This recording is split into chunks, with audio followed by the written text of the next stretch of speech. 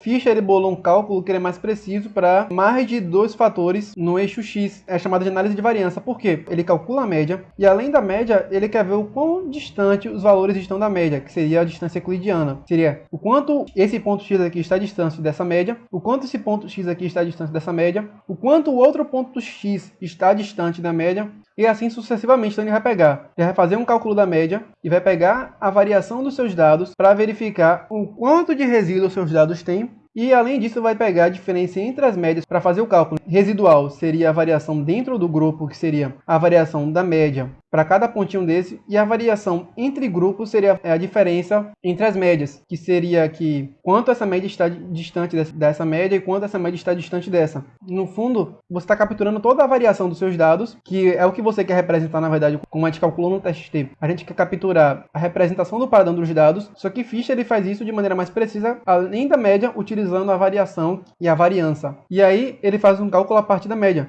Qual seria o cálculo dele? Em vez de dar o diff, ele dá o valor chamado f de Fischer, que seria a mesma coisa do diff, só que ele pega a variação entre e a variação dentro. Então ele pega essa variação dentro do grupo aqui, que seria a partir de baixo, e a variação entre o grupo. Então ele divide a variação entre, que seria o diff, pela variação dentro, que seria a variância. Essa distância da média seria chamada de soma dos quadrados. É muito comum você ouvir isso. Os cálculos estatísticos, eles sempre dão a soma dos quadrados que representam a variância. Digamos que você tem uma variância entre esses grupos aqui de 50. Significa que os grupos eles são muito diferentes um do outro. E a variação dentro ela é muito pequena, ou seja, os valores estão muito próximos da média. E esse cálculo dá 50 significa que a variação total, o valor de f, é 50. Digamos que você tivesse, por exemplo, a variação dentro também igual a 50. Significa que a quantidade de valor entre o grupo e a quantidade de valor dentro do grupo é a mesma. Assim, o valor de f daria 1 aqui. O que esse cálculo quer dizer? Quanto mais distante o valor estiver do valor de dentro, mais longe está o padrão da hipótese nula. Por quê? Queremos saber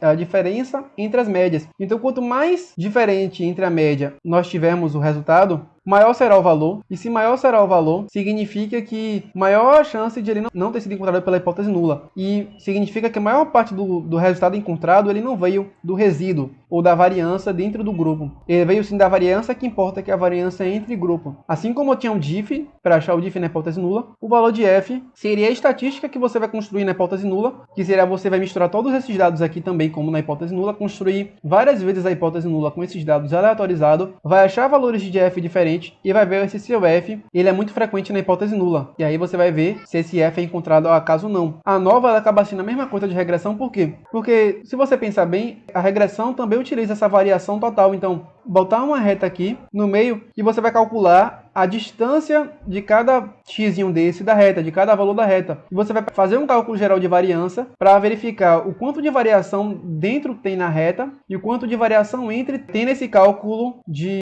regressão. Então ele vai te dar um valor de f também, que seria a representação da variação total. Se a variação entre for muito grande, o valor de f será maior. E aí significa que a maior parte dos valores se referem à variação entre, no gráfico, com a reta, do que com a variação dentro. Aqui você teria a distribuição dos valores de f da hipótese nula. E quanto mais extremo o valor de f for, menor a chance de encontrar esse valor na hipótese nula. Perceba que esses dados aqui são a mesma coisa da nova que eu fiz lá, só que eu tirei, em vez de colocar aqui, por exemplo, baixa, média e alta, eu tirei e coloquei a reta. Então, no fundo, você vai ver que a nova é a mesma coisa da regressão. E aqui você calcularia, como eu já tinha falado, a distância desse xzinho para a reta e verificaria qual a distância dentro do grupo e a diferença entre os xzinhos um do lado do outro. E aí você teria o valor de f também, e por isso seria também uma análise de variância, porque você está capturando a variância entre e a variância dentro para fazer o valor de f e calcular o valor de p. Se você tivesse, por exemplo, fazendo uma regressão, ou tivesse pensando em fazer uma regressão, provavelmente você pensaria no seu design amostral para incluir xzinhos aqui entre